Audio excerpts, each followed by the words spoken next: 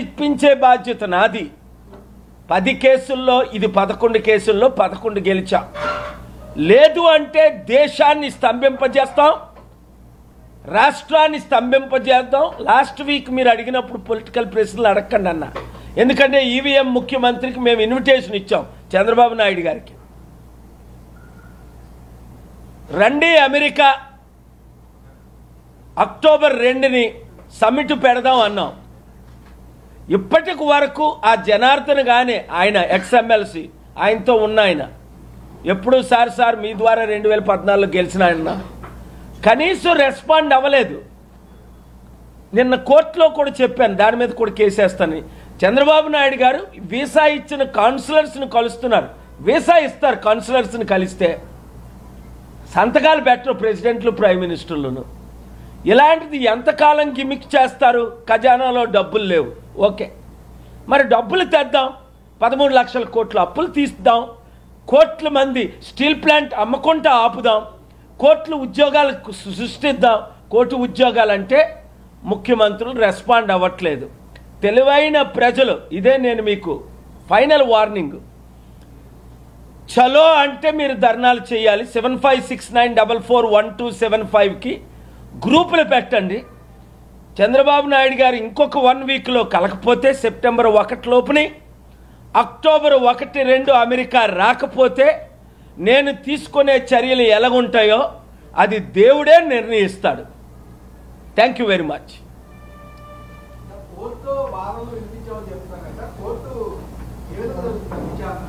అద్భుతంగా రెస్పాండ్ అయ్యారు. ఆ ఆర్డర్ని నేను అడిగిన ప్రేయర్ ఏంటి? ఎలక్షన్లు రద్దు చేయమని. విశాఖపట్నం ఎలక్షన్ మరలా ఎంపీ గాజువాక ఎమ్మెల్యే మరలా పెట్టమని. అయితే దానికి ముందు నోటీసులు పంపాలండి. వారి తరపుని కౌంటర్ వేయకుండా వినకుండా మేము రద్దు చేయలేం కదా, వారి సైడ్ కూడా వినాలి కదా అని వారి సైడ్ లాయర్లు నిలబెడితే వారిని అడిగారు ప్రశ్న జడ్జి గారు. 4 వారాల్లో కౌంటర్ వేయమన్నారు. కౌంటర్ వేసిన తర్వాత నిర్ణయం తీసుకుంటారు.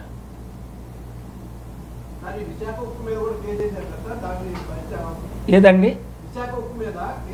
విశాఖ ఉక్కు మీద స్టీల్ ప్లాంట్ మీద కేసు వేయడం జరిగింది. వీళ్ళు అమ్మేస్తుంటే ఆపడం జరిగింది. ఏప్రిల్ 25ని స్టేటస్ కో తీసుకొచ్చాను.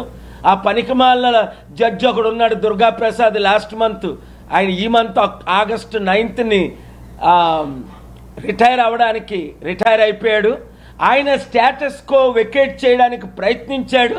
నేను మరలా వెళ్ళి అడ్డుకున్నాను కాబట్టి ఈరోజు కూడా స్టీల్ ప్లాంట్ అమ్మకాన్ని ఆపడానికి అడ్డుకున్నది నేను ఒకటినే.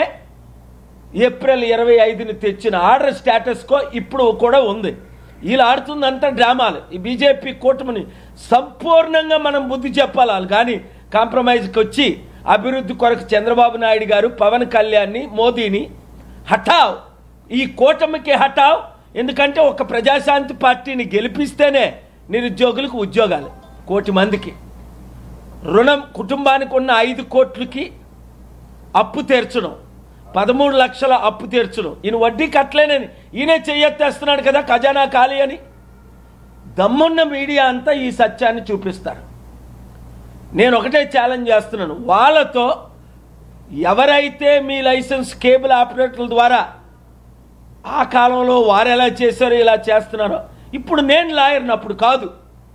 నేను కేసేసి పబ్లిక్ ఇంట్రెస్ట్ లిటిగేషన్, మీడియా అంటే ఏంటి అది కూడా నేను కోర్టులో వాదించాను. నిన్న కోర్ట్ 2లో media is the 4th pillar your honour. Freedom of speech, freedom of expression, freedom of publicising is limited. ఎందుకంటే మీడియాని వీళ్ళు కొనేస్తున్నారు. దేవుని కృపలో నాకు అవకాశం ఇస్తున్నారు మీడియా మిత్రులని, మీడియాని పొగిడి మన తెలుగు మీడియా అని చెప్పాను నేను నిన్న కోర్టులో. 1-2 రిపోర్టర్స్ కూడా దాన్ని నోట్ చేశారు. మరి ఇవాళ రిపోర్ట్ చేశారో లేదో. ఇంత మంచి ఆర్డర్ వచ్చింది వెంటనే అసలు బ్రేకింగ్ న్యూస్లో రావాలి. ఎందుకంటే చాలామంది ఫైల్ చేశారు, వాళ్ళకి ఇంకా లిస్టింగే లేదు. బాలినేని శ్రీనివాసరెడ్డి అయితే 5 లక్షలు కట్టాడు, కానీ అది ఇంకా 6 లక్షలు దాదాపు కట్టాడు, కానీ దానికి రిజల్ట్సే లేవు. 12 బూత్లో కౌంట్ చేయమని. అలాంటిది నేను రూపాయి కట్టకుండా ఆర్గ్యుమెంట్స్ నేనే చేసి ఫస్ట్ డే చేసిన రోజునే ఆర్డర్స్ తేవడం అంటే అది చరిత్ర సృష్టించడం. God bless the honourable AP High Court and the Honorable Justice Krishna Mohan Ji. Thank you.